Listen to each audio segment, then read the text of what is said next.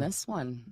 We are live. We're doing parenting Q&A, creating champions for lifestyle, which means we're bringing you the absolute best, cleanest, most divine parenting solutions for the hardest parenting questions. If you got questions, go ahead and ask them. And we are here to tell you the truth. The truth about oppositional defiant disorder, the truth about IEP, DMDD, the truth about anxiety, depression, the truth about terrible twos, the truth about teenage rebellion. You name it, we got the answers. Anything goes. You got questions, go ahead and ask. How much does it make sense that the I don't know has at least got to go in parenting, Bonnie?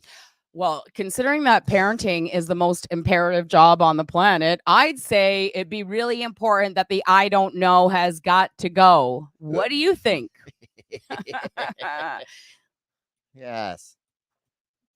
Asking questions to find the answers. I'm looking for an answer. I don't know what to do.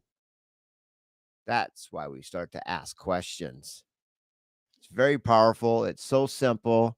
But do you remember the very first question that we all have been chosen to ask?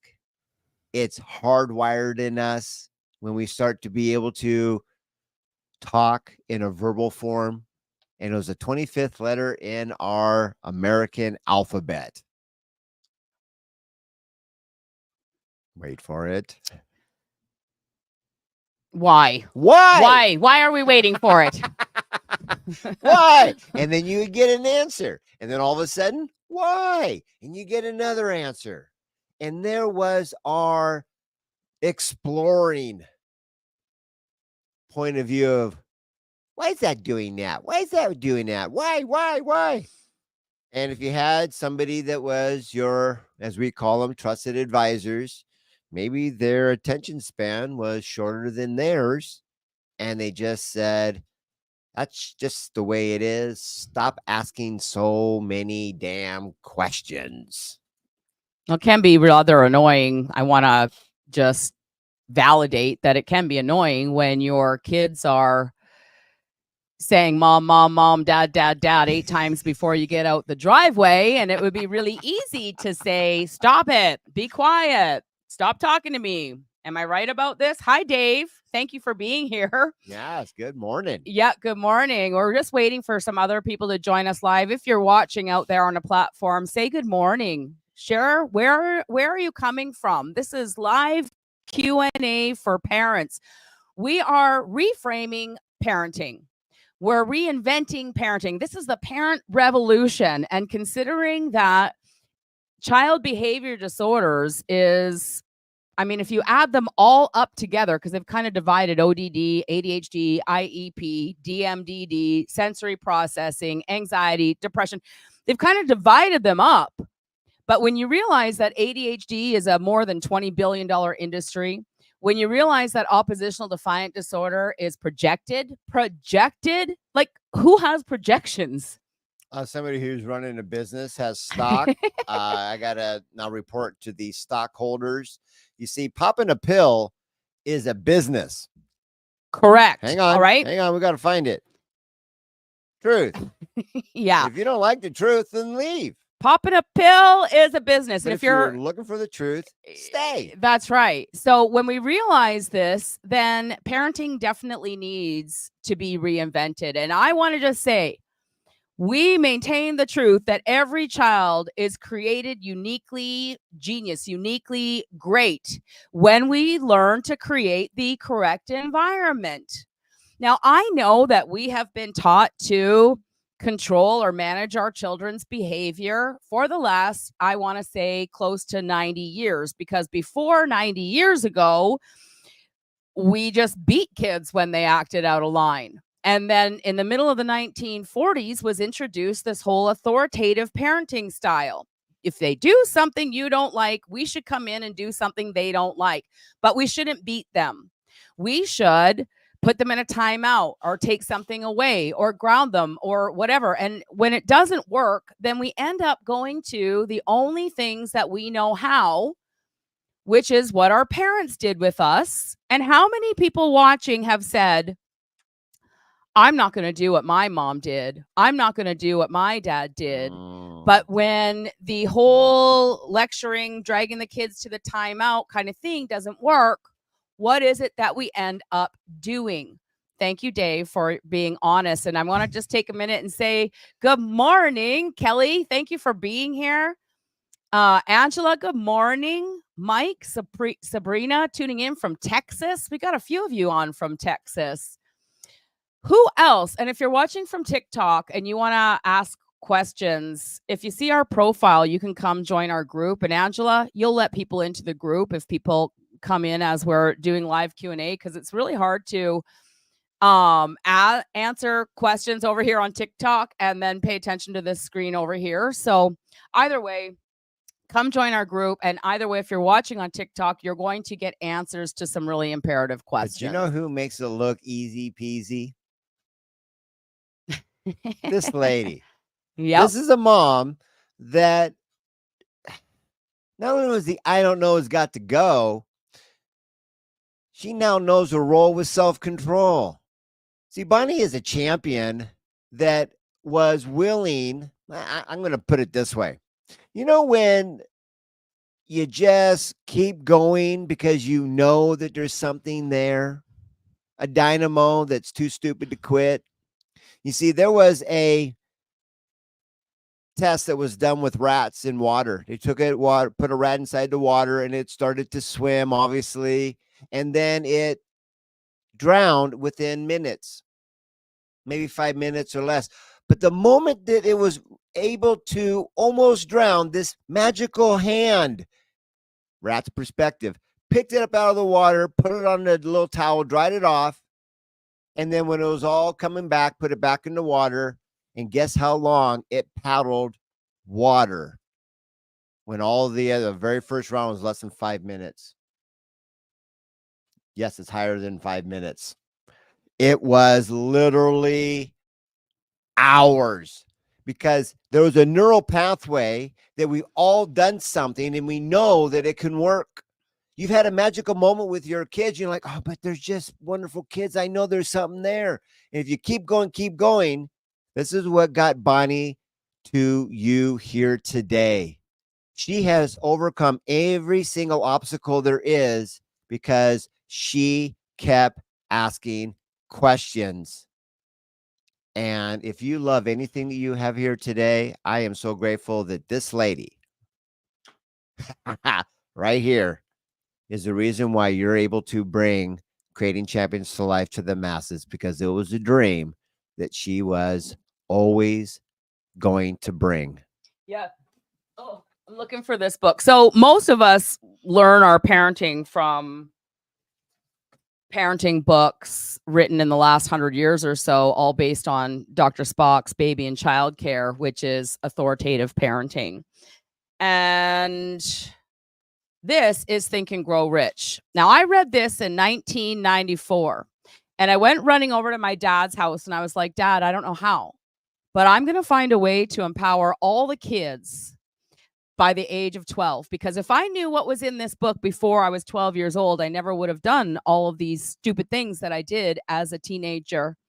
Well, 18 years later, I'm a mom with 4 kids between the ages of 6 and 12, all being diagnosed with behavior disorders and mood disorders, ODD, the worst case of ODD the school psychologist had ever seen, ADHD, anxiety, depression. I had an 11-year-old that hated me. Actually, I found out later, like, Kira actually said we hated you, which is really sad, right? When our dream of being a parent is to have like babies who love us, and we love our children. So it's really disheartening and heartbroken. And if you're relating to this on some level, share in the comments. Did you have a dream that you would be an empowering parent? Did you have a dream that you would have close connected relationships with your kids, but now are living in a parenting nightmare and looking for answers? And that's why you're here. And I'm looking for comments, so I'm just gonna wait for you guys to comment. Angela, can you go to YouTube and make sure that our microphones are all connected correctly? People are coming on over here and then leaving, so I'm wondering if there's something going on with the audio. TikTok, if you have questions about parenting today, we're going to be answering. My 4-year-old is off the walls. He screams, he yells, he doesn't listen. Now, I want to say this too. Everything that we teach you is based on principles. There's books out there called The Law of Success. All right? So, this is where our information comes from. The laws. And when I say laws, what I'm talking about are things that are always consistent, things that are never changing, kind of like gravity. Whether you know about gravity or not, like gravity or not, agree with gravity or not, if you walk off the edge of a cliff, you're going to fall. And so when we're talking about laws, success principles, they work whether you have a 2-year-old, a 4-year-old, a 7-year-old, or a 15-year-old, or a 25-year-old living in your basement, right? Because that actually does happen as well. Rachel said, I got my gremlin wet. You're hilarious. Yeah, most of us got our gremlins wet. Did you feed them after midnight? That's hilarious. Most of us got our gremlins wet, and that's why we are here. So let's get into it. We're looking for questions. We love answering your questions. If you're here live, post your questions in the comments. Right now, we are going to, and Jessica, you tagged Hope, but I think she hasn't been invited to the group yet. So if you go to the top of the group on the right-hand side, you can see an invite button, and you can go ahead and invite her in here. All right. I do see the first question that I'll go over here on the comments there. Where? Right here. Look at this. It's an amazing question. We've been taught to dictate towards each other all day long. Yeah. Right? Yeah. Until other questions come in. I'm seeing it right now. We haven't answered. It says, good morning, good morning, good morning, good morning, good morning, good morning. And if I were to actually start thinking, asking questions versus dictating, which happens to be one of the principles in creating champions for life, I would say, now that I think about it, yes, it is a good morning. It's a great morning. Thank you for asking. And thank you for asking. There's a whole different way of communicating with each other that if we ask questions to our kids versus dictate, woo. Ask lots of questions. Oh my goodness. Ask your parenting questions here. Don't get off this live Q&A and go, oh, I should have asked this. Whatever, anything goes. You're in a safe, protected environment. We're here to help you. We're here to guide you. All right. So the first question that we were sent in is, my 4-year-old is off the walls. He screams, yells, doesn't listen, cusses, jumps off everything, and throws things. When I take toys away, he throws a huge fit, and I eventually cave because I can't handle the all-day screaming. How do I help him listen without losing my sanity? Gosh, can anybody relate to that? All right. Well, first and foremost, let's establish some universal truths, better known as rules to the game. There's going to be white. Let's say that's positive. That's going to go with black. That's going to be negative. Now, the first one is you have to identify, is this heads or tails? Question right here. What is this person feeling? Because when I look at this, my 4-year-old is off the wall. We're either celebrating or we're seeing something we don't like. This is called a reframe. He screams, yells, doesn't listen, cusses, jumps off everything. Now, when I look at this here, I'm like, so he's confident to share his voice on a loud volume. He's passionate about what he's got to say because he wants everybody to hear as he yells. Doesn't listen. He's pretty focused on, it's about me, not what you want me to do. Cusses, uses things for attention because what? They work. He jumps on everything. He's athletic and throws things. He has the ability to actually do something. Now, I'm not saying that you're there yet, but when you're asking in this is either going to be reframe, proactive or reactive? Now, in this particular place, everything that I've been trained in that comes from is outside of all the traditional parenting programs, period. It comes from practical, real life experience. It's called the arts. Awesome responsibility training. The arts. So, sounds like you're on the defense. And so you're in a reactive mode. What do you do when you do these things? Well, first and foremost, you might be in survival mode. So, what do you do when you're in a burning house? You do whatever it takes to stay alive. How close am I to understanding your starting point? That it feels like every day is surviving mode, just making it to the next part of the day. Now, how do I help him listen without losing my sanity? That's a great question.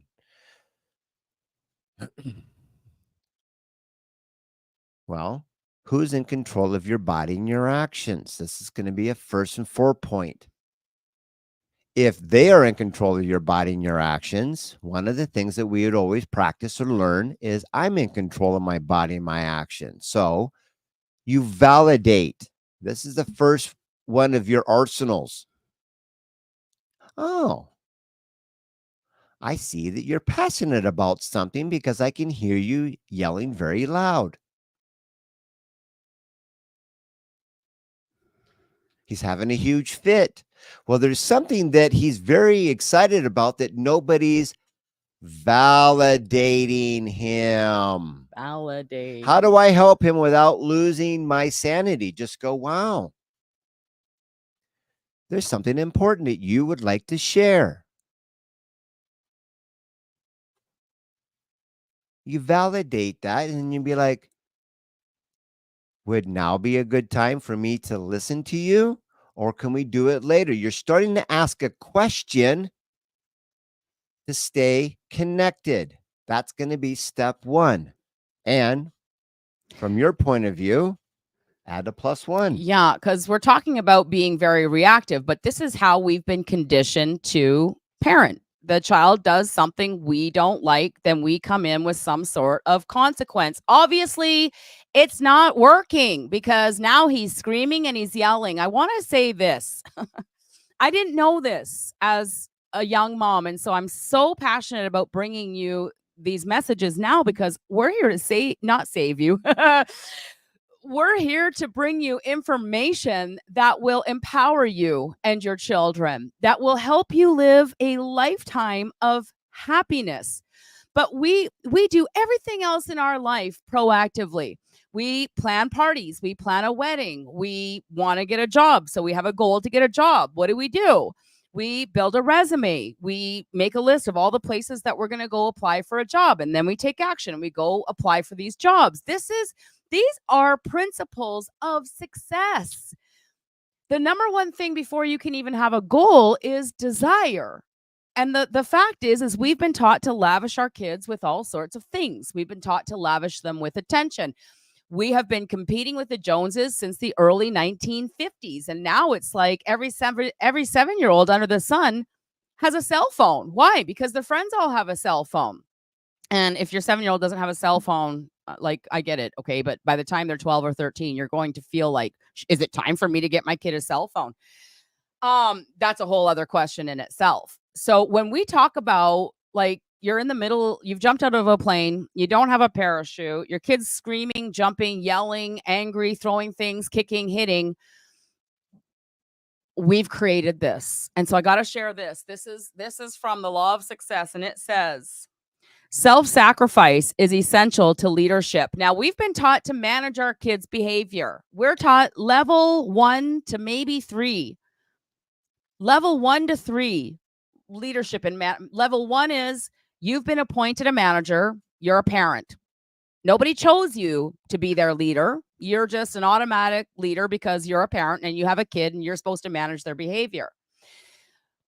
But if you say, I want to raise champions, not get my kid to comply and sit in a corner and behave, But I want to raise champions. That means that you must become a leader. And it says right here in the chapter, leader, initiative, and leadership. Self-sacrifice is essential to leadership. You will give all the time. You will give of yourself physically for the longest hours. The hardest work and the greatest responsibility is the lot of the captain. He's the first man up in the morning and the last at night, or the first woman up in the morning and the last one to go to bed at night. She or he works while others sleep. Parenting, it's a job, right? It's not a position. It's our job to show this 4-year-old. I'm going to cry because I see millions of 4-year-olds all over the world screaming and jumping, and the moms losing their sanity and not knowing what to do. And you're reading all these parenting books, and the parenting books are talking you right off a cliff. We've been warned about wolves in sheep's clothing. Take that or leave it. It's completely up to you. We're here to lead you to the promised land. And some of the things that we say, you're not going to agree with. So this whole question right here is framed very reactively. There's really nothing you can do at this point, except for play detective. He is off the walls. So what do you want? What's your goal? If you're watching on TikTok, take this. Make a list. You're watching over here, make a list. What do you want your 4-year-old to do? He screams. What is the missing life skill? Using words to get what he wants. Yells, doesn't listen. He doesn't know what doesn't listen or listen mean. Where did we get the idea that children they should come out of the womb and just be like spiders? I'm just going to listen to everything you say like a freaking robot. Please tell me what to do and tell me who to be and tell me how to dress and tell me how to sit and tell me what to eat and tell me no all the time to everything that's important to me. But I'm supposed to be happy and loving, and I'm supposed to listen to everything you do. If this is happening, I'm sorry. We're here to tell you the truth. I'm sorry, not sorry. We're here to tell you the truth because the truth will set you free. If your 4-year-old or 7-year-old is acting this way, it's you, not them. It's you that must learn success principles to be a great leader, to show them how the world works, where's the validate? To validate. Oh, look at you. You're screaming. Let me show you where you can scream. Not lose your sanity. You're the leader. You're the mom. You're the dad. You're the special hero in this little being's life that they are counting on to be their hero. Your children should be in awe of you. They should never fear you. Listen to me or else. You lost your kid, man. I want you to really get this. Share with me in the comments. How do you feel about what I just shared with you? Does it make sense that a 4-year-old has no idea how the world works? And everything here, he cusses, jumps off everything. Where can he jump? What does a cuss word mean to a 4-year-old? Sounds like it's a highly intelligent little genius offspring that's mastering the game that's been around since the beginning of time called monkey see, monkey do. Good job. You trained them. Now, whether that's something you can accept or not, well, that's up to you. But when you look at creating champions for life, the learn to speak kid principles, let's put it more in the center, bring it over there. You go right into just like ingredients to cooking. You see, if I was to talk to you about the arts like sports, you're going to the grocery store. That's called game time. We're going live.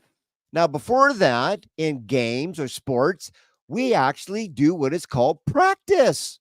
This is called pre-framing. Yes. We role play. Yes. Do you remember when in the 70s, maybe 80s, we used to have what was called a fire escape plan that was posted on the wall. We practiced it. Or do we have a fire and then all of a sudden go, what do I do? And then look for salvation from a fire department. That's where parenting has got. So we have to make tryouts for the team. Then we practice. Then we have what is called a scrimmage. Then we go live against other teams. So could there be some steps missing? I would think so. And number one might be the aha moment for you. If you haven't gotten this, I would get it first because these are ingredients. And it says clearly here in chapter 1, principle 1, know your role as a parent. You see, I've asked that question for about 30, well, no, guys, probably more than 40 years now. Mm-hmm. And you know what I hear when I ask people? Hey, just curious, do you actually know your role as a parent? Let's see. If you're a guest here today, no matter where you're watching from, share in the comments. What is your role as a parent? What is your role? How do you describe your role as a parent? And we're going to come back. On, Bonnie. Tell them what you said. No, we're going to come. We're going to come back. I want to see what comes in the comments here. Then I'll finish this here for ingredient number 1, knowing your role. My job is to give my child life skills. I was going to come back to this, but when he or she leaves me, name an animal in the animal kingdom that doesn't leave the nest. Hint, hint, wink, wink. He or she will have all the resources. It's called prepare versus postpone the inevitable, and ability to succeed at whatever they chose to be. Well, what do you want to be when you grow up? I want to be a fireman. Great. Then the reason why you're here is we're going to be spending the next 10, 12, 15 years preparing you with all the skills so you can be exactly who you chose to be when you showed up here on earth as a winning lotto ticket. Your thumbprint has got all the proof to it. You don't have to agree with me, but you will not be able to deny the truth. Play the truth card. You're here for the truth card. You know, there's a lot of people on the planet right now that just want to be told what they want to hear. Oh, my child has a behavior disorder. That's why they can't behave. Or I have childhood trauma. That's why I can't be a good mom. Results do not equal no results plus a good story. We've been attached to our good stories when at the end of the day, it's all about producing results. One of the things that Napoleon Hill talks about quite a lot in his books back from the 1920s is that if we want to succeed, we need to get rid of the excuses and the alibis.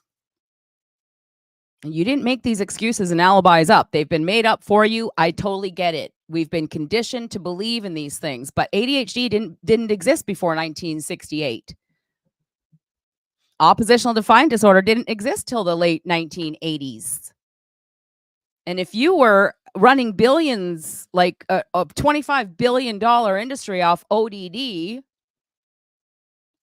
like somebody's laughing all the way to the bank at your expense, at your child's expense. And this is the truth. Like it or not, like us or not, this is the truth. We're here to lead you to the promised land.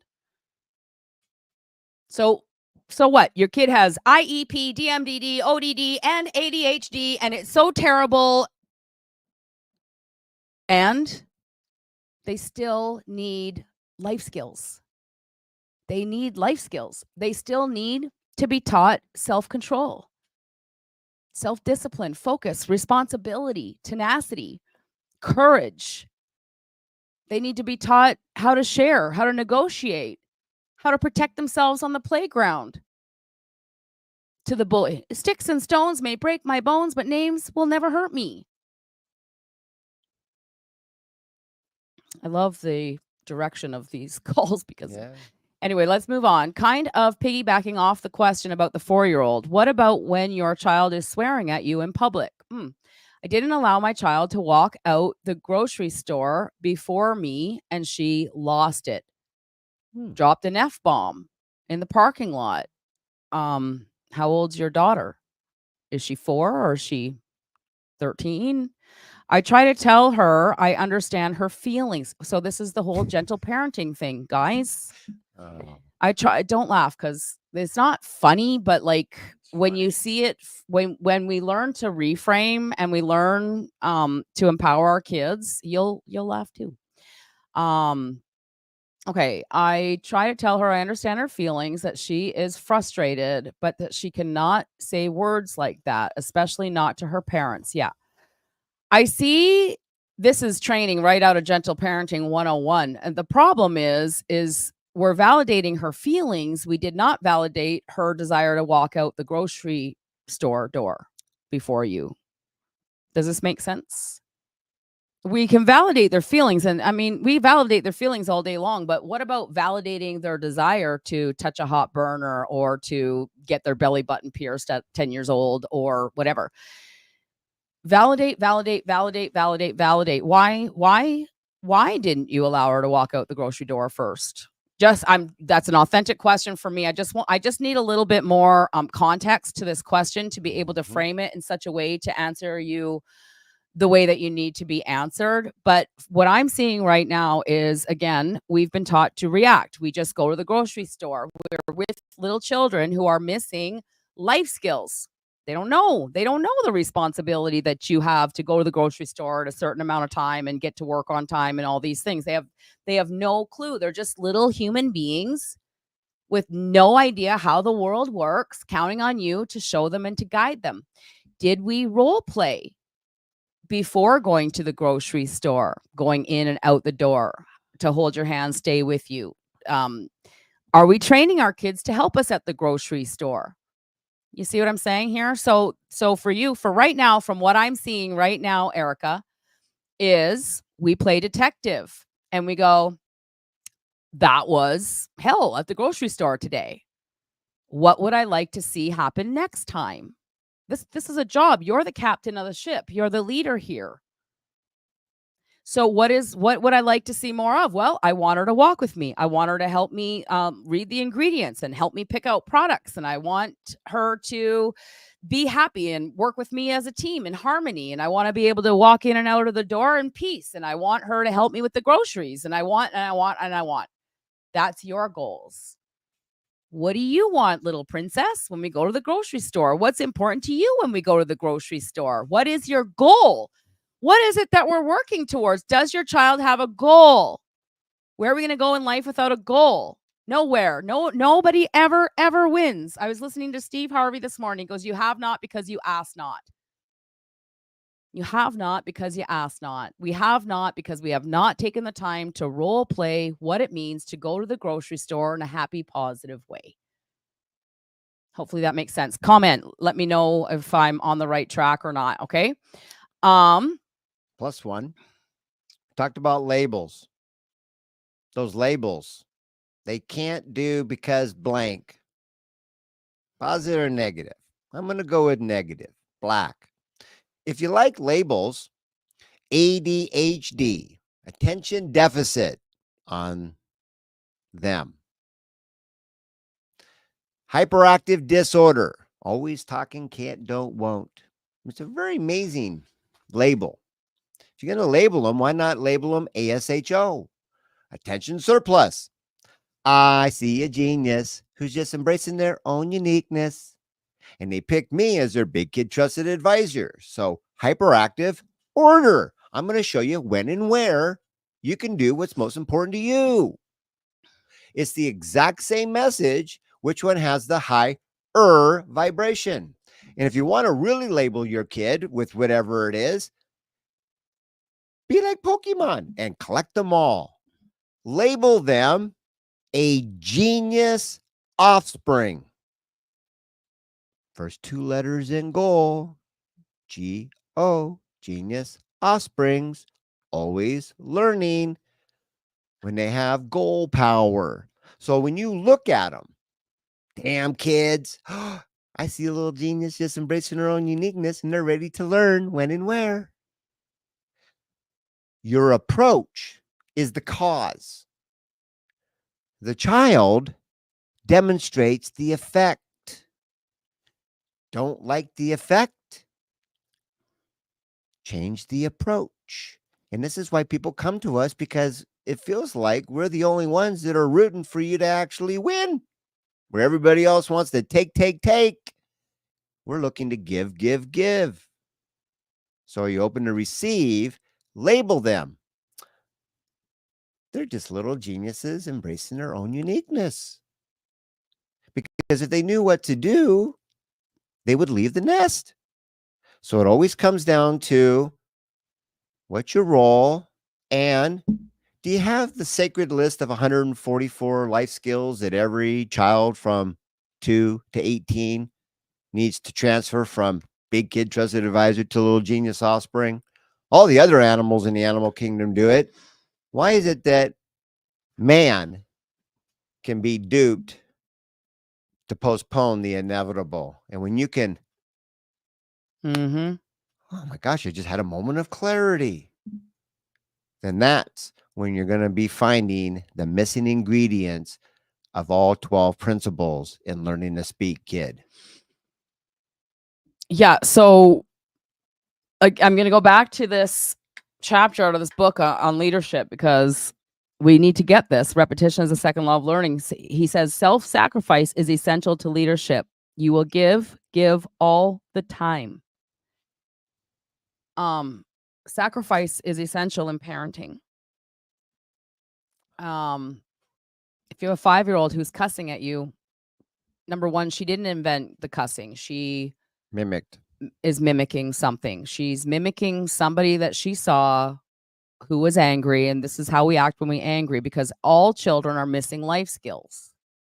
So when they're cussing at you, and this is going to be so counterintuitive, but are we looking, what do we want at the end of the day? Do we want connection, close relationships with our kids who work with us in harmony, kids who see you as their hero, kids who come to you as their trusted advisor in 10 years from now when she's 15? That's a really important question. So when they're cussing at you, we validate. I see you're extremely upset. Or even before that, when she, you were halfway out the door and she's 5. So I read that. Thank you. So you're halfway out the door and she says, no, me first. So we can take just a second. You're the leader. Self-sacrifice is essential to leadership. You will give all the time. You will give all the time. Oh, you want to go first? By all means, right? You take a step back. Because I know that, like, sometimes it takes time and we're all in a hurry and we've all got busy lives. But it's like, we're raising champions. We're raising little genius spirits.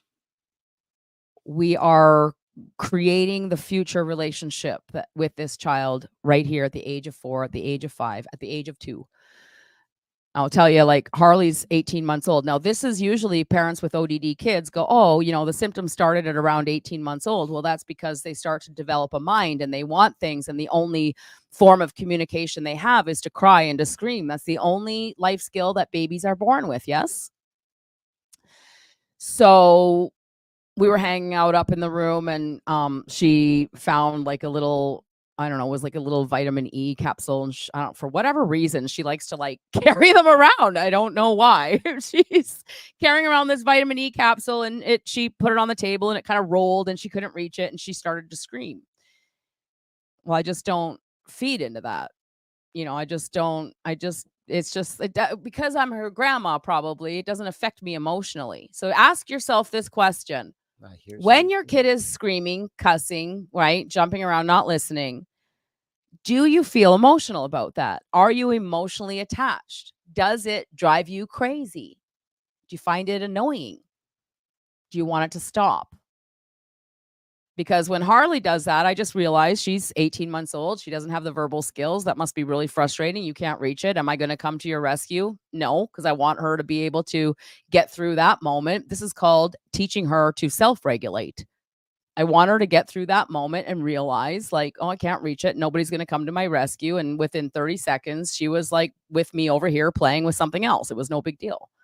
Right. But if I had reacted to that, or if I had put her in a timeout for screaming, or if I I don't know, like, do you see what I'm saying? If I had butted heads with her in any way, then it would turn into a screaming match, and then that develops into a habit, and then pretty soon you've got a 4-year-old who all he does is scream. So we got to take a step back. Tom's doing the reframe. I see something I don't like. I see a little genius who's just embracing their own uniqueness, who needs a life skill here. What life skill does she need? Yes. And that's my number one focus when it comes to the 18-month-old. So I hear something I don't like, and she's crying again. Wait a minute.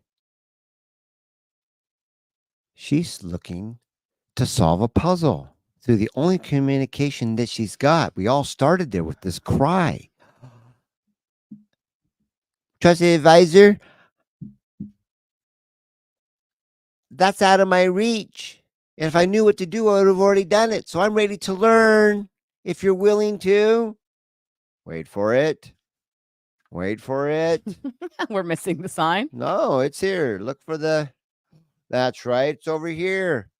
Show me how you do this puzzle right here.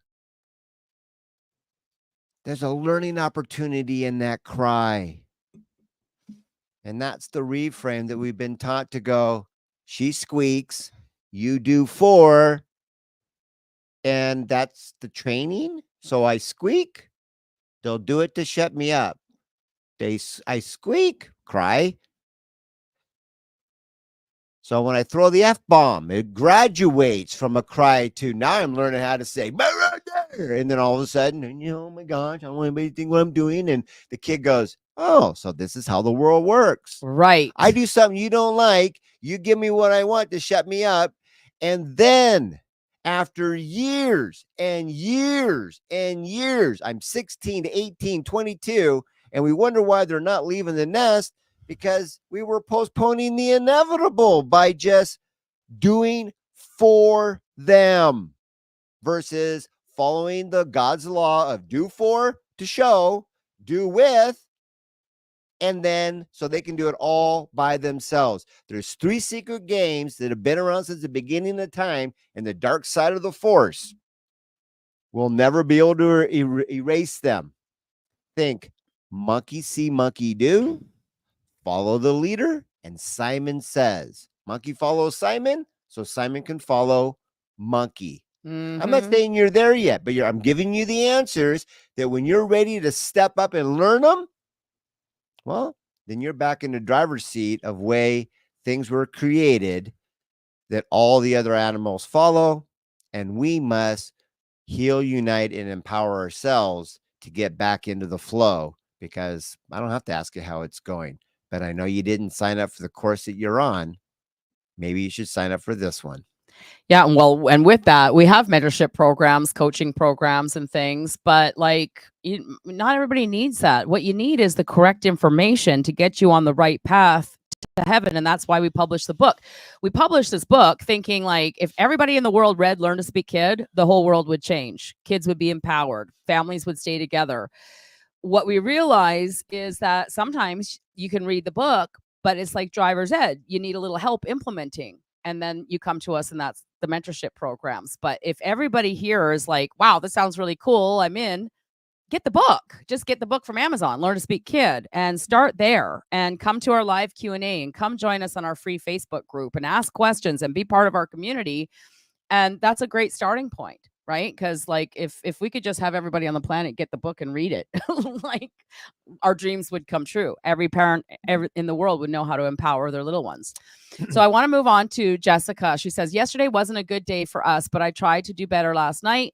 Last night, something happened that was simple, but really opened my eyes. My 4-year-old took a bottle of water and took the tape. Took a bottle of water, took the tape. I could hear him tearing the tape. I did very good holding it together without fussing about him using all the tape, because we can always buy new tape. Right, we're not raising tape, we're raising a 4-year-old. I waited, and he asked me to cut the tape when he finished. He took the tape, wrapped it around the bottle, and made a mummy. The old me would have taken the tape and not let him do it, but I was amazed at how amazing his mommy turned out. Oh my God, Jessica, that brings tears to my eyes. Life is forever changed for you without even a mentorship program. I mean, there's probably 8 levels more of growth you could do. But how amazing is that? Like what a difference. Guys, we learn to watch what they're doing. Did we teach them about the tape before? Like I saw Harley playing with a marker a couple of weeks ago. So I don't take it away. Give her a piece of paper, let her do her thing. And then after that, I'm like, if this marker's here next time and I'm not here, guess what's going to happen? Tell me what would happen with the marker with a 2-year-old. All right. We'll come back to the marker and I'll tell you what I did, or maybe you can guess what did I do, because I'm a leader and I'm always thinking proactively. I am 51 years old. I've been a 2-year-old. I've experienced these things before. She hasn't. She just knows it's a marker and she likes to do this. All right. Amazing job. Congratulations to you. I'm so proud of you. Holly says, so my 9-year-old around 2:30, soon as I pick him up from school, starts crying and whining, which drives me crazy because he wants his way, which is he thinks he's supposed to go to my mom's every day. We lived with her, from being newborn till a year and a half ago. He gets very angry and you can't say anything to him because he wants his way. I'm ready to throw my hands up. What do? I just want to sit down and cry. Oh my God. Well, first of all, hugs to you. I see you're doing the best that you can with what you've been taught and what you know. Go ahead, Tom. Validate. And then identify what's important to them as a goal. Hey, I see your son. I see something that's very important to you. Validation. Do you know what we call that? Do you know what we call that? What you want to make happen that's so important to you? Do you? Do you? We call that a goal. So you're beginning to imprint on the formula of how things actually work.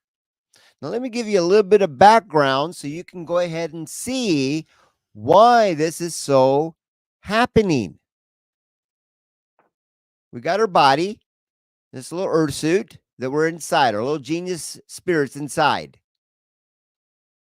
And this body can go, what is it? Weeks without fuel, better known as food. It can go a few days or less than a week for water. Probably can only go a day or two without sleep. And I don't know, what's the Guinness Book of World Records? What is it? 10, 15 minutes holding their breath. Some of us are just be like, oh my gosh, I can't even make it a minute.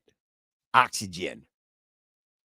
And how many of us will lie, cheat, and steal to get food, water, sleep, oxygen? You put my head underneath water, I will bite, kick, claw, scratch. I will just pummel you to get air. Am I misbehaving? Some people say I am. But what if you could reframe it and see that your kid is also going through the number one thing that we all require, and it precedes oxygen, which means if you can't go a minute holding air without oxygen, you know what it is? We always started with a stance called the attention stance. You see, we have attention that we must get that precedes oxygen. And if it's going to be positive attention or negative attention, it doesn't matter. We are all on the same game that I'm going to get attention that precedes oxygen. Truth. When you know that, then you can go, is he doing it to piss me off? Or is he just doing it for survival? And I've got a learning opportunity. You've got a chance to change right there. All of this stuff we're doing for attention. They're looking to be guided, or punished. If you could choose to guide that attention to greatness, knowing your role for 18 years, or you want to punish it into submission, you tell me what parenting program you'd like to sign up for if you could have a choice moving forward. Truth. Yeah, that's awesome. Yeah, so we reframe how we look at it, Mom. I just like my heart right now is just I'm just like I'm a little emotional, but because I feel like so much empathy for you all. Yes. Doing the best that you can with what you know. And we see, a belief is only a thought that we think again and again and again until it becomes a solid belief. And so I can just see your frustration with your 9-year-old. And man, it doesn't get better. Like we nip this in the bud now. We get this now. I'm so grateful that you're here. Hopefully you are still here live. What I wanted to say is that whether they look 9, they look 14, 15, they look like that because you see, I could take this. This is a pine cone, right? And it's a seed. And it's got the whole blueprint for a pine tree right inside the pine cone. If I planted it in fertile soil, it would eventually grow and it would become a big pine tree. Your child started as a seed. Yes, an egg started as a seed. And the blueprint for it to become a big grown up, an adult, a big kid, whatever you want to call it right now, it's already there. So as long as they're eating and alive, they're going to grow and they're going to get bigger and they're going to get older and they're going to hit puberty and all these things. But just because they're 9 doesn't mean he's emotionally 9. It means that we might have missed some teaching of life skills when he was 2 or 3 because we have been taught to manage their behavior. We've been taught to validate their emotions, but we've not been taught to validate their goals. Like, it's okay to have emotions, but it's not okay to hit, does not teach the child what they should do the next time they want something important to them. So what I want to bring some light on here, shed some light on how your child acts, how they respond to things. It's a habit. It's a habit that first of all, they were born with one language, to cry. It's the only way that they know to get attention when they're born. And unless we consciously, what life skill does he need, Mom? He gets into the car and he's crying. What life skill does he need? What goal does he have at home? What desire does he have, the goal that they have, that would push them through the obstacles of learning said life skill? Use your words to get what you want. Have a goal. Get in the car every day for a week and use your words as we role play out the life skill. It would make a huge difference. So we've got to see the 9-year-old as a 2-year-old. Emotionally or whatever, the crying, the whining, he's not doing it to piss you off. He's doing it because that's the habit that he has to get what he wants. And he thinks that if he does that, eventually we'll cave and we'll bring him over to Mom's house. Remember the rat that kept in the water? Once it's rewarded, it will keep pushing more and more and more. So when we know that this happens every day after school and it drives you crazy, we've got to go from being reactive. We've got to change the cause, change the effect, go from reactive to proactive. Role play it out. Does he have another way to get home from school? Can he take a bus? Like, I don't know if there's another way for him to get home from school, or if you have to pick him up, or if maybe he has music he'd like to listen to in the car, or perhaps he'd like to sit in the front seat versus the back seat. Like, what goal would he have that would pull him through being a big kid now? This is what big kids do.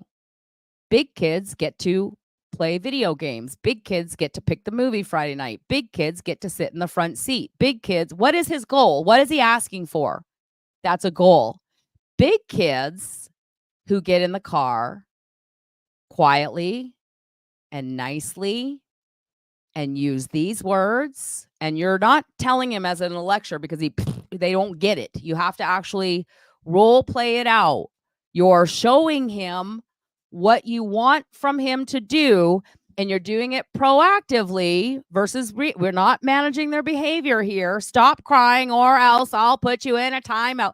That won't work. You're just going to cause disconnection. And actually, if you want to know the truth about childhood trauma, trying to control their behavior or their life or managing it or telling them no or never validating their goals, these are all invisible traumas that we are creating as parents that will cause oppositional defiant disorder, conduct disorder, IEP, DMDD. All of these labels are created by this authoritative react to their behavior. We're even the fact that we're seeing them through behavioral lenses versus educational lenses is causing us to have all of this chaos and disharmony in our homes with these kids. Does this make sense? Would love to hear from you in the comments. How do you feel? Are you questioning what I'm sharing right now? Ask the questions. Let's have an open, honest communication about this, because what's more important than raising children who love themselves? What's more important than raising children who can go out into the world and be confident, who can maintain relationships, who can protect themselves on the playground, who can be independent eventually? What's more important than this? Okay, I'm going to be reading. You're so spot right on, Bonnie. So spot right on. And if you haven't figured it out yet, everything that is coming to life is because this woman had a dream that every mother know that this option is even available, and that every child can know that they can become a somebody before the age of 12. If it wasn't for Bonnie, this philosophy would have been carried to the grave. Yep. So just the fact that you found it means that you're already a champion, because you know there just got to be a better way. And there is. Somebody doesn't want you to know it, but we do. So the question is still going to come up to you. Are you always going to just keep doing your best and falling short and overcompensate with a good story? I got a bad knee. You don't know my life. Or are you going to just let go of the stories and do what is called required? You see, when we all engage in sacred energy exchange, the small print in that act said, you're being chosen from a little genius offspring. He's going to show up here in physical form as a winning lotto ticket. 1 out of a million. That little baby had to go through an obstacle course to show up. And they were promised that when I start to mimic monkey see, monkey do, I'd have a big kid trusted advisor that would see my greatness as I can be trained when and where, and allow me to embrace my own uniqueness. And when we can get back into that sacred relationship, the way it was designed,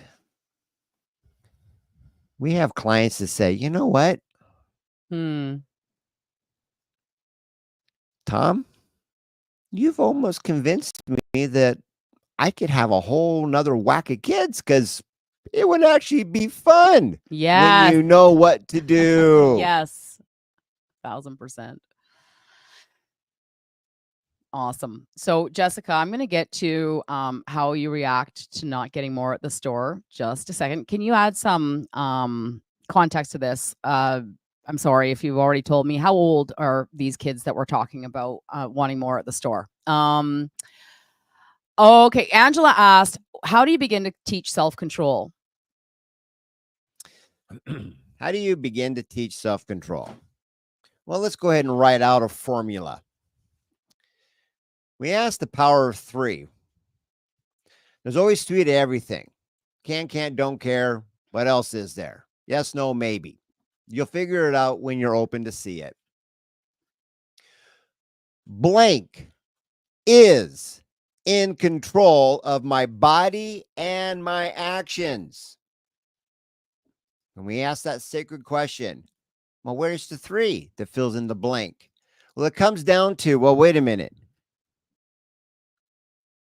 Something, I'm observing, I'm engaging. That means you have to actually observe. Something is in control of my body and my actions. It's undeniable. Something's doing this. That's number 1. Think of that as like neutral.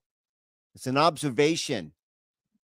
Okay, fair enough. Something's making this happen. Little scientists go, how come the eagles do this all day long and never birds? You engage so you can start asking, why? Start asking, why? Why is my body doing this? That's what a cry is. Why? Then all of a sudden it can go into positive or negative. And the other 2 answers are, well, let's see. If something's in control of my body, my actions, well, what's negative? Well, from my perspective, they are in control of my body, my actions. He made me do it. Associated with negative. Who's with me on this? Type in yes. Or oppositionally defined disorder. Well, maybe I am in control of my body and my actions. I want to be in control. Positive. And I'm not willing to sell out. Even if you ridicule me and violently oppose me and then put a label of oppositionally defiant disorder. Yeah, to conformity, you're damn rootin' tootin', I'm going to be defiant. So self-control comes into being able to understand that there's 3 options to self-control. I am, they are, or something is. I can't deny. And so what we do is we practice a game. Every single kid that came to me that was so-called, could you fix them? I'm like, well, do you know the basic game that's been around forever? There's 5 senses. This 3D world.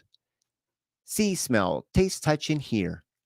Those are the 5 ways that you interact. Biofeedback, instantaneously, right then.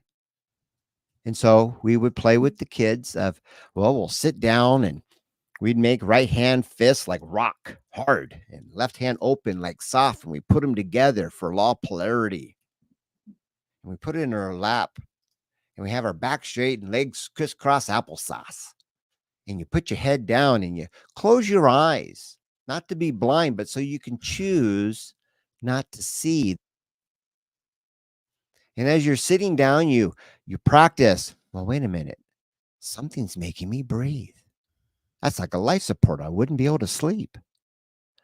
And when I'm scared, they are in control of my breathing. But wait a minute. I am. What's that look like? In through the nose, out through the mouth. In 1 second, out twice as long. Ooh, that's proof I'm in control. And then we add. Now you're going to hear something and you want to validate that hearing. Okay, I hear something, but wait a minute. I'm in control. I'm going to validate it and say, that noise, you're next. That smell, you're next.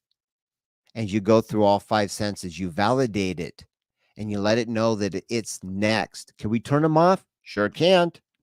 And as I am, meaning that I can hold my sacred vortex.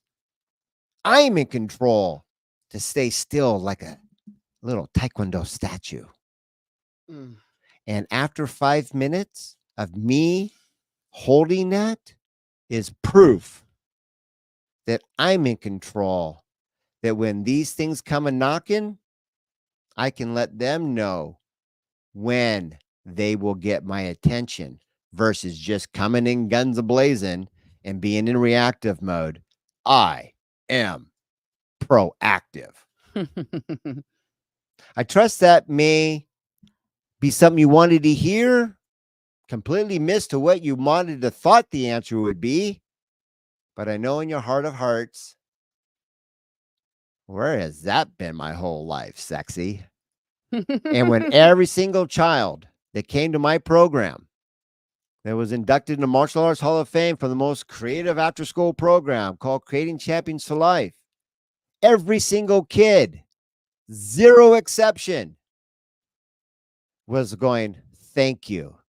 Somebody finally taught me the promise of how do I control this earth suit, because it sucks when everybody else is using it to their advantage and I'm getting the short end of the stick. Truth. That's powerful stuff. Jim Rohn, who is a wonderful personal development coach of mine throughout the years, who's now passed away. But Jim Rohn says self-control is the essence of life. And as parents, we are being conditioned that we need to be in control of their behavior, that we are in control of their lives. How can I control my child? And the whole idea, I need to control my child's behavior, steals their self-control from them. How much does this make sense? So what Tom just did there is giving your children the empowerment to know they are in control by teaching them, I am in control of my body and my actions. Who made that happen? Who made that show up? Whether they earned their goal or they didn't earn their goal, you can be just as excited and enthusiastic. I have to grab something. Who made that happen for themselves? Congratulations, you earned 15 minutes on the video game today. Who made that happen? But I want more. Would love for you to have more. This is life-changing. I would love for you to have more. That's called a goal. So Jessica, who's in control of your children ages 4 and 9? Thank you so much for sharing. Who's in control of your 4 and 9-year-old? On the star chart, if you read chapters 5 and 6 again and again, and if you go to creatingchampionsforlife.com and watch the little 2-minute video there, underneath there's a free class. Underneath that, in the free class, you're going to find a star chart training, which will add a lot of context to you with the star chart. Now, when everything that your child has is their goal that they earn through their actions, then they have their own money when they go to the store. Well, I want more than one thing. I would love for you to have more than one thing. Did you bring your money? How do we earn money to make these things show up? Better yet, how did I earn money? Exactly right. Through the life skills training, so they can earn their own money. So when we cut off the welfare system, meaning, Jessica, you no longer are responsible when your children ask for something to say, yes, you can have it, or no, you can't. That puts you in control. When they have self-control and they know everything I want in life, if it is to be, it's up to me. I can earn more money by learning my ABCs. I'm rhyming now. But you see what I'm saying here? So every time you go to the store, it's like, I would love for you to have that. That's called a goal. Should we take a picture of it, put it up on a vision board? Proverbs 29:18 says, those without vision perish. We say those with vision prosper. Your children are not expecting you to give in to their every whim. Well, they might, because it's a habit, because you've always been the one to say yes or no, and you've always been the one to provide until now. So we need to give our children a little bit of grace. You have habits of reacting. They have habits as well on how they get things that are important to them. They only know what they've been shown. Children are only as good as what they've been taught, and so are you. And you're here learning new life skills. So we're going to start saying, we'd love for you to have all those things. Those are called goals. Let me show you what needs to happen to make those show up.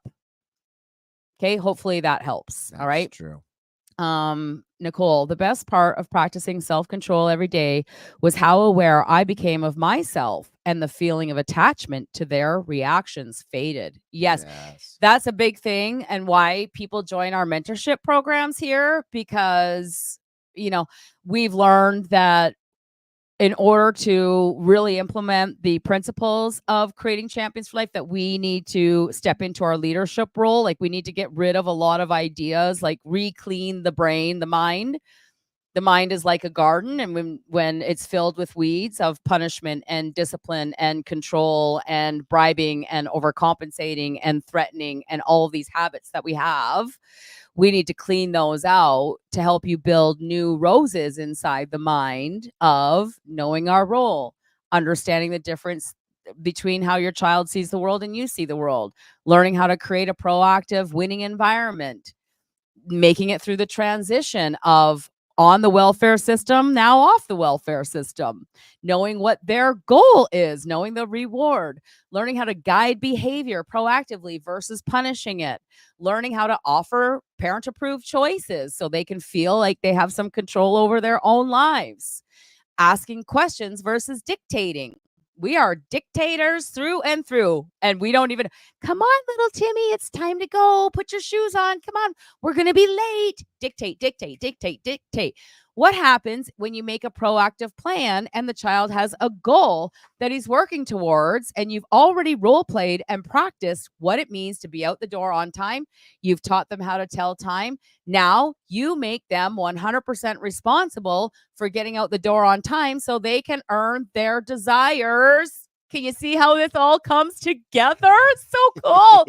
Then you learn how to echo back. So you bridge the gap of communication. There's never I told you this, no you didn't, yes I did, no you didn't, because you're going to learn echo back. And then you're going to learn that complaining, your child's whining and bitching and moaning and screaming and yelling, these are all complaints. There's a message behind them. You learn to decipher the complaining. And then we learn to get rid of all the food dyes and all the chemicals in the food that messes up a child's brain too, with principle 11, nutrition. And then finally, how to actually speak to your children, the icing on the cake, linguistics, with principle number 12. May I show this picture? Sure. So here's an example. Here's little Hardy Faith, probably just shy of 1, learning the amazing game called Out. These are little sandwich bags that she found in a little box. And of course, everybody would react, no, we don't do that. Out, out, look at it. Can you get them all? Look at you doing. Go, go, go, out. Every time one, out, out, out, out. She's looking for attention, aka also known as, did you see me? Did you see me? Did you see me? Did you see me? Did you see me? Did you see me? Did you see me? Did you see me? Did you see me? And they're going to keep crying until you, woo, bam, validate. Look who's making those go out. That's the first step. If I were to tell you now that she can not only take things out, she also puts things back. She'll walk around, see something that's out, pick it up and open the cupboard and put it back in. You would be like, she's from another planet. She's amazing. All your children are amazing. They are all little geniuses looking to navigate this world. Holly, the best thing you can do is, number 1, this is going to be hard. This is going to be counterintuitive. This is going to be opposite of anything you've ever been taught in your life. It's like writing with the other hand. Does your child have to do their homework? Let me ask you this. Does a big kid trusted advisor have to go to work? Do they have to go to work? Big kid trusted advisors, that's you, the parents, go to work. Why? Why do we go to work? See, when they have to do their homework because you're making them do their homework, then you are in control of what they do, and you are in control of their body and their actions.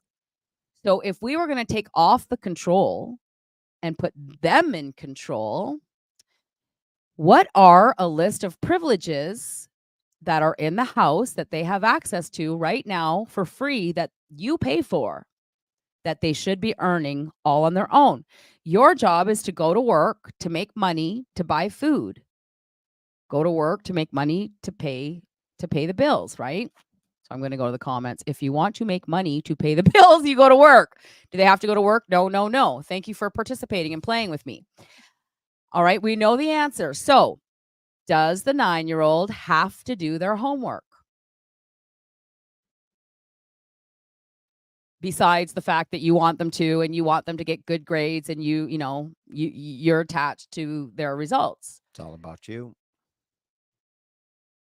How do we make it their goal to get their homework done? Come on, guys. Retire or win the lottery. Yeah, if you retire or win the lottery, you might not have to work, but I guarantee you'll be broker than you are right now if you stop going to work in less than 5 years. Okay, you'll be in so much debt winning the lottery. All right, I'm looking for comments here, guys. Does the child have to do their homework?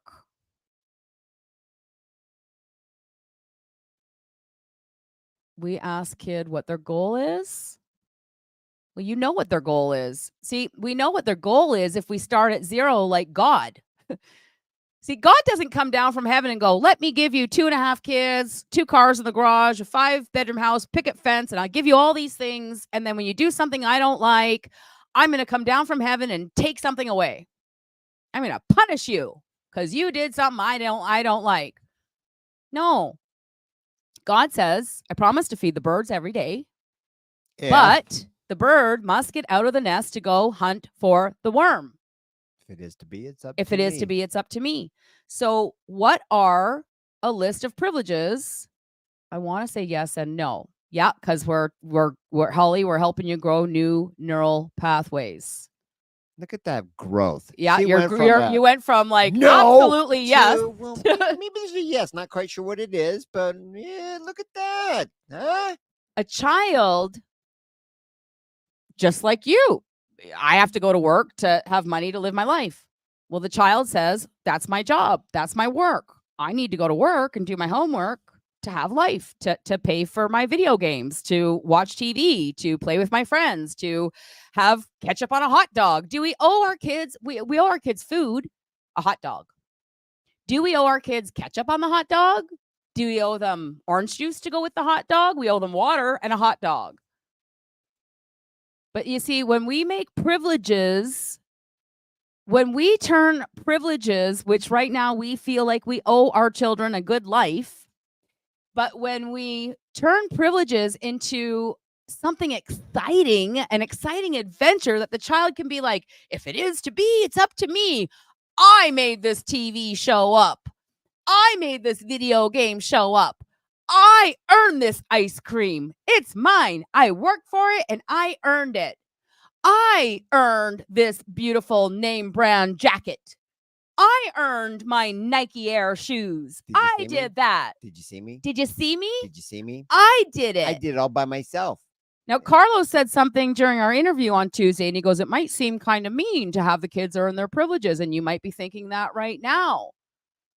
But how I'm putting it, when the child can look at everything that they have, and they go, I did that. I persevered. I did my homework. I made all this stuff happen. Is it disempowering or empowering when children are earning their privileges? Because in Think and Grow Rich, the very first, let me just make sure I'm saying the right thing.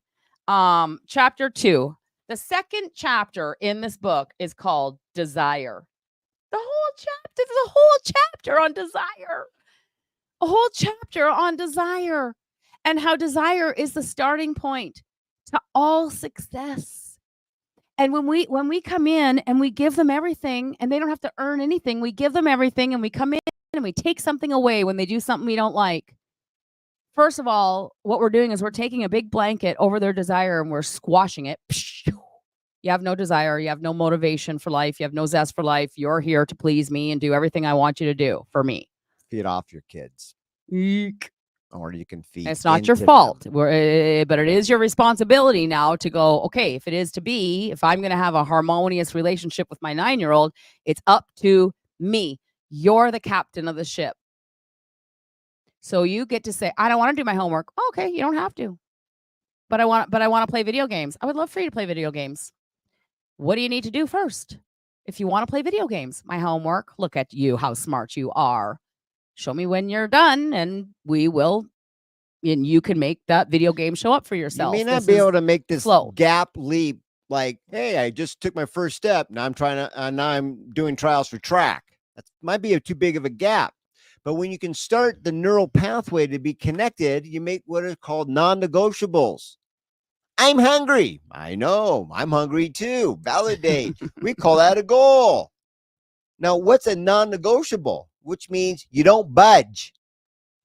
It's called wash your hands if you want to eat. Non-negotiable. Yeah. And what that does is that for the very first time, there was this really cool show called, I think it was either Electric Company or 3-2-1 Contact. And it had these cool little train cars that went, conjunction, junction, what's your function?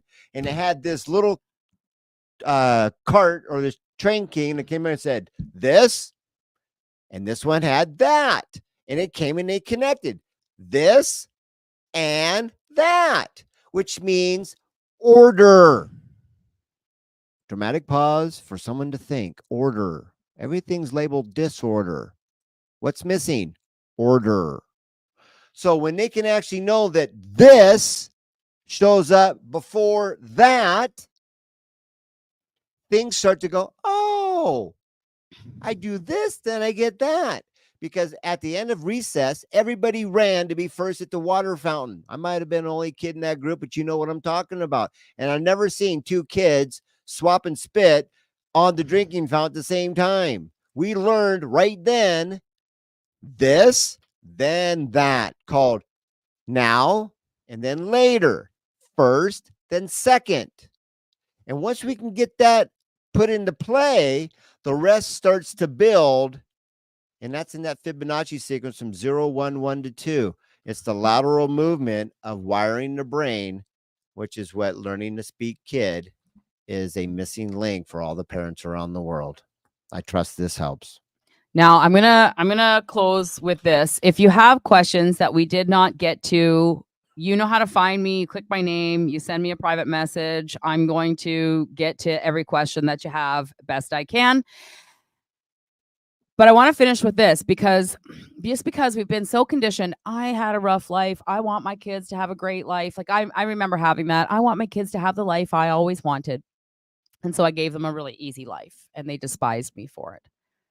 The kids want to feel like they have some purpose in this world.